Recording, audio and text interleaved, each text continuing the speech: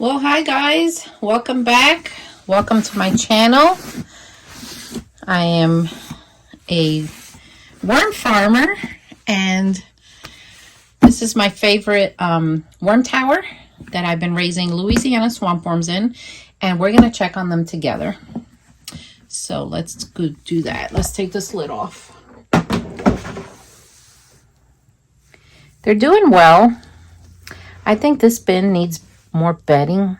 Well, the worms in this farm are fatter than the ones in the giant tub. I wonder why. Look at them. They're doing great though.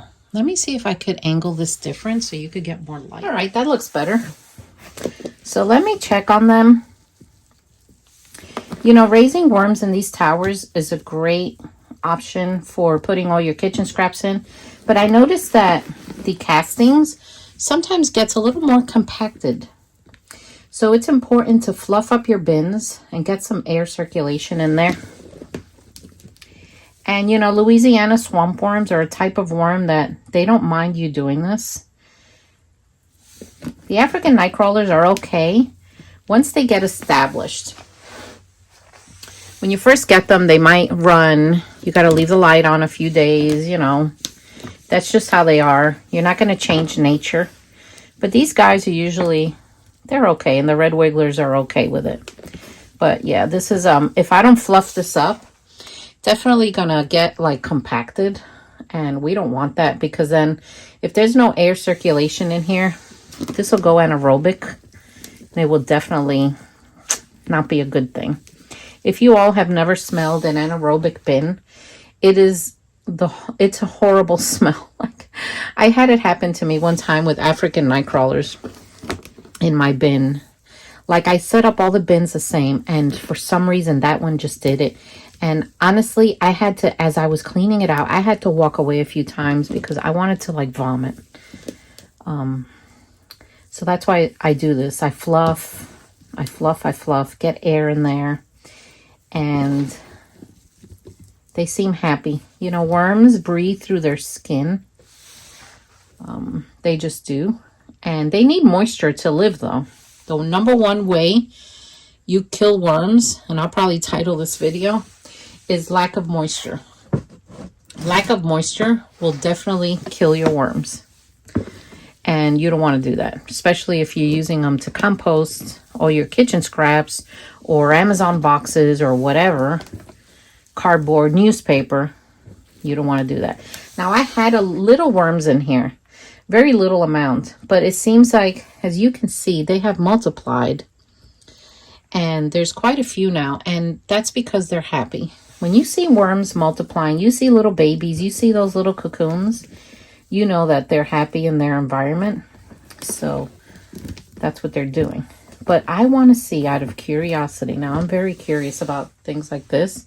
And I do a lot of experiments with my worms too. Before anything else, press that subscribe button and give me the thumbs up. You know, I put this channel on private for like a year or two while I recovered from my knee injury. And now that I have it back, I'm uploading again because I'm a lot better. I've literally lost all my public watch hours. Yeah. So I'm trying to get them back because, you know, I need some kind of income now that I'm working from home. So every little bit counts, you know, it helps. So let's lift this and let's see underneath. Now this worm tower, oh, look, there's some down there. I found online years ago. It's called Little Worm, which is called Gusanito. And I don't even know if they make it anymore, but it is absolutely my favorite. And I have several different types of worm towers.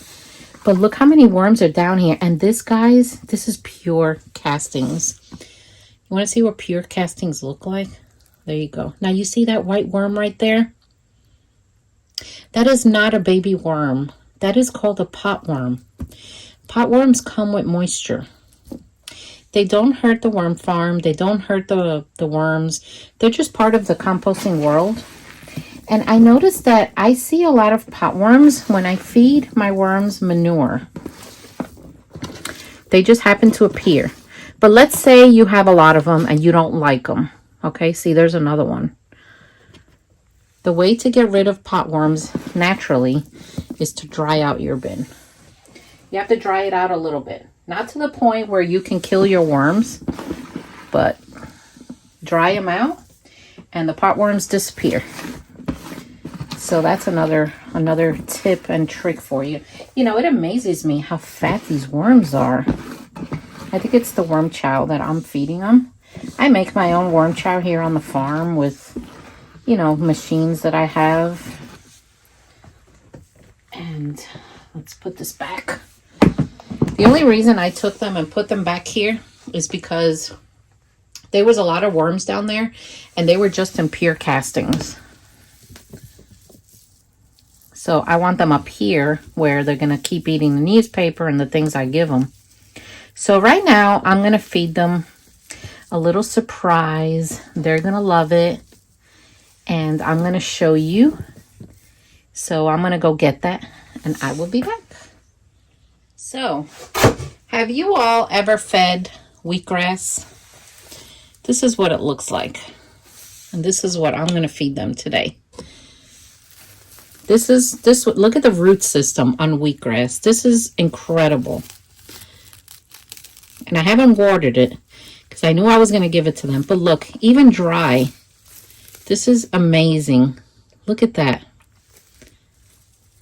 I planted this in worm castings because I want to see what it does. And honestly, for being neglected, there's a lot of wheatgrass here.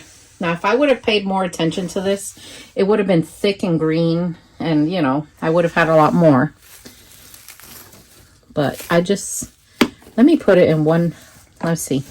Let me cut it in 4 and let's just see what they do. So we're going to feed them wheatgrass. But since this is kind of dry, I'm going to wet it down a little bit. I'm also going to give them a grit. So this is a new type of grit that I sell in my Etsy shop. Hermit crabs love it, but I give it to my worms. It's called green sand. And you see, this green sand has the sparkles in it. I don't know if you can see the sparkles. Green sand comes from the ocean bottom. And this sparkly one is very valuable and extremely hard to get. I had to pay a lot of money for this, but I like to give them this as a grit, and the mineral content in this is unbelievable. I'll link my Etsy shop down below in case you guys want to get some. So I'm going to get some water and I'm going to wet these pads down, and then we're going to give them time and see what they actually do with it. Worms, I've seen them intertwine themselves in this. I've seen them lay cocoons in it, and then eventually they eat it. So it's exciting to watch the whole process. All right, I just got some regular water. I'm going to close the spigot on this in case the water goes down. We're going to just wet this. And we're going to see what they are going to do. Now, I've seen Europeans lay cocoons and intertwine themselves, and red wigglers. We shall see what the Louisiana swamp worms are going to do. I think I'm going to give them a little worm chow right here. Just to get them going. You know, it's important that composting worms have a balance of nutritious food.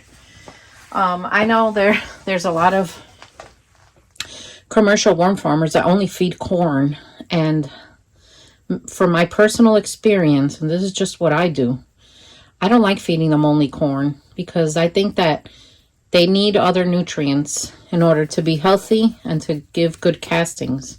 So that's why I make my own worm chow. That way I know what goes into it and I can be sure that they get what they want. Plus, these guys get all my kitchen scraps, a lot of them. You know, they get bananas, apples, peppers, onions. Yes, even the forbidden foods, the ones they call forbidden. My worms eat everything. I've never had a problem with them not eating like certain things. So anyway, so I'm going to leave them here. We're going to cover them. And then don't forget, press that subscribe button. And I will see you all next time. Oh, I'm going to also link my TikTok. I make like my hermit crab food, and I show my hermit crabs on my TikTok, but I've also been showing my worms. So if you guys want to follow over there, I would greatly appreciate that and love it. So anyway, guys, I will see you next time. Take care.